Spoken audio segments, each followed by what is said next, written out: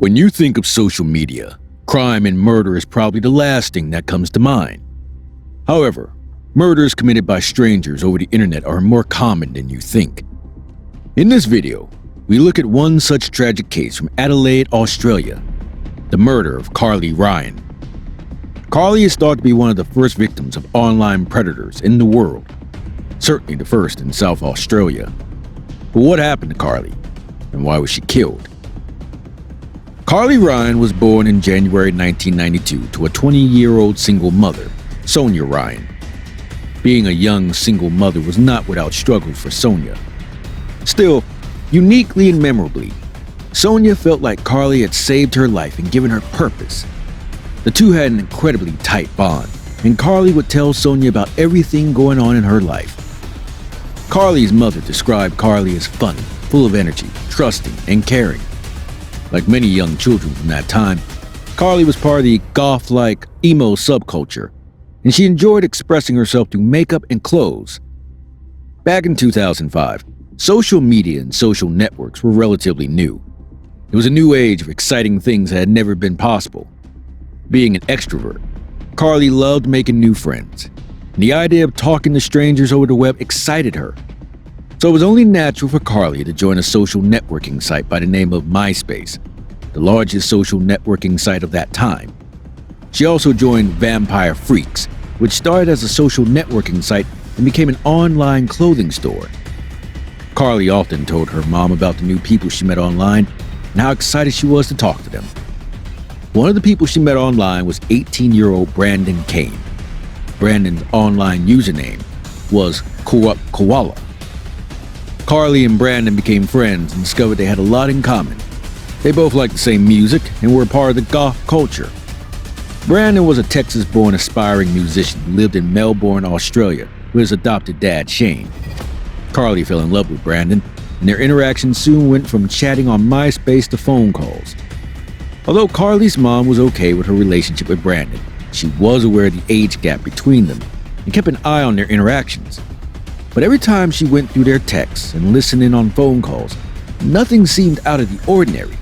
The two would talk about music, traveling, and their hopes and dreams for the future. They soon started a long-term romantic relationship. They would talk all hours of the day and night. As Sonia warmed up to their relationship, Brandon's dad, Shane, also took interest in the new couple. He would often comment on posts the pair made online, and it appeared as if Shane approved of the relationship too. Carly's 15th birthday was coming up on January 26, 2007, and she invited Brandon to her house for the party. But Brandon would be in the United States during her birthday, and he said that he was sorry he couldn't make it.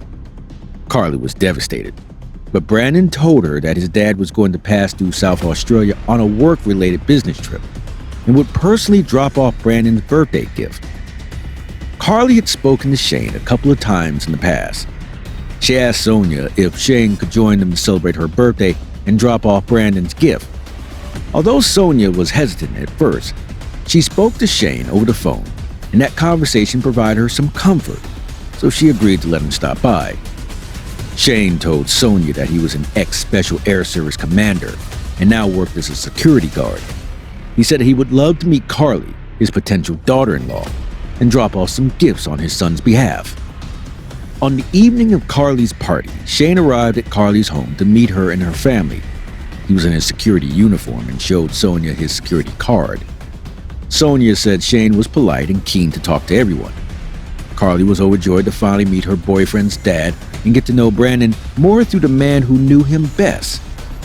Shane gave Brandon's gift to Carly. Apart from the usual bags and clothes, the gifts also included some odd gift items, including a nurse's outfit, underwear, a corset, and fancy dress costumes. Shane was attached to Carly all night and was behaving in a seemingly possessive way. Carly was talking to an ex-boyfriend and Shane was not having it. He told Carly that he had called Brandon and told him about her behavior and he was not happy. Carly, being young and naive, agreed to not speak to her ex again. As the party came to an end, Shane told Sonia he was leaving to get a hotel room, but Sonia told him he could stay in the spare room since he traveled a long distance to meet Carly. The next morning, Sonia was up and getting ready for the day. When she walked past Carly's room, she noticed Shane lying next to Carly, who was asleep. He laid on top of the sheets, fully clothed. Sonia was horrified and told Shane to get his things and leave. After this incident, Sonia started keeping a closer eye on Carly's online activities. Later on, Carly revealed all the creepy things that had occurred with Shane around, including his possessive behavior, hitting on her, attempting to get her friends to kiss in front of him, and him peeping on her while she tried on clothes during a shopping spree he had taken her on. Despite this, Carly begged Sonia not to cut off things so abruptly and to patch things up with her potential father-in-law. But Sonia was scared after this encounter, and she cut the internet off and took Carly's phone away. Sonia also sent an email to Shane, warning him that if he tried to contact Carly again, she would call the police. She was shocked to see how Shane had responded. Shane called Sonia pathetic and a gutless bitch, and even threatened legal action against her for defamation. A few weeks later, on February 19, 2007, Carly told her mother that she was going to a sleepover with her friends. They had agreed to meet in the city, and she left the house around 4 p.m., but not before hugging her mom 4 times and telling her, "I love you." These were the last words Sonia heard from her daughter. A few hours later, Sonia received a phone call from an unknown number who told her that he found Carly's purse with her contact details. But when he told Sonia where he found the bag, her soul left her body. It was found in a suburb that Carly had never been to or even mentioned going to. Sonia tried calling Carly's phone, but she didn't pick up. So she contacted Carly's friends and was horrified to learn that Carly never showed up for the sleepover. Panicking, Sonia called the police to report her daughter missing. The police informed Sonia that they had found the body of a girl matching Carly's description in Horseshoe Bay, Port Elliot, 80 kilometers away from Adelaide. The police asked Sonia to come to the station and identify the body. Sonia went, all the while telling herself that it couldn't be her daughter. But as soon as she saw her nail polish, she knew it was Carly. The police knew that Carly's death was not an accident. Foul play was involved as the autopsy revealed 19 different injuries. 6 to 8 of the injuries were blows to the head. Her cause of death was a combination of facial trauma and drowning. Police examined CCTV footage from around the beach, and one of the cameras showed Carly walking down the boardwalk with 2 men. 2 witnesses told police they saw her in the company of the 2 men at the Port Elliot beach. A blue van with an unclear license plate led police to a property in the Mornington Peninsula near Melbourne and Victoria. When they got to the property, they met a 48-year-old divorced father of 3, Gary Newman. Gary was logged into his computer when the police arrived using the username Brandon Kane. Gary was quickly put under arrest and the police started searching his house. As they opened Gary's desk drawer, they found a notebook full of usernames and passwords. Gary had over 200 profiles online, 2 of which were Brandon Kane and Shane. And as the police searched through his computer, they found several tabs open of Gary's chats with more teenage girls logged in as Brandon Kane. They also found a camera that Gary took to Carly's home at her birthday. And one of the photos was of Carly standing next to who she thought was Shane. The security uniform and ID badge he showed Sonia also turned out to be fake. The boy walking down the boardwalk with Carly was Gary's son, who he hired to act as Brandon. The evidence against Gary was airtight. In this trial, Newman's name was withheld from the media for a time. During the trial, he attempted to deny that what he was doing was sexual in nature, claiming that he was a stepfather figure to her and that he only communicated with her through the Shane profile. He even went so far as to say he was asexual and had no interest in sex. Throughout the trial, Newman claimed that he suffered from bipolar disorder and OCD, and that he only ever identified as Shane, never Brandon.